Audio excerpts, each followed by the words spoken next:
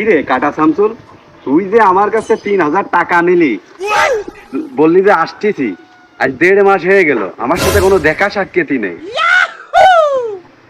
আরে ভাই তোমার আর কি কব, বাড়িতে 3,000 টাকা নিলাম, নিয়ে এই ফোনটার মধ্যে ভরলাম, ওই ভরলাম না কে সাথে সাথে উড়ে গেল পেলেন।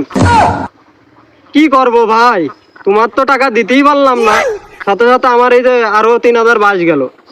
কি করব ভাই, জীবনটা তো জুয়োই একদম শেষ করে দিল ভাই। আরে ভাই আজকে সকাল বেলাও আমার বাপের পকেটের 5,000 টাকা চুরি করেছি, করে নিয়ে এ ফোনটার ভিতরে ভরলাম না, এইভাবে চলে গেল পেলেন।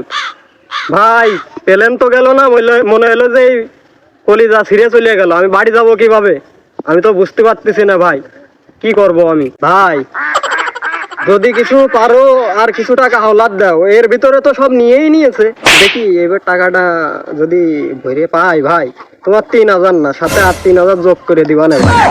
একটু দেখো তুমি ম্যানেজ করে পারো কিনা। এই কি করলি তুই? শালার জুয়া ঘরের পাল্লায় পড়ে যে আমার জীবনটা শেষ হয়ে গেল। হ্যালো কাকা, শুনেছেন তো আপনার ছেলের কাণ্ডকলাপ?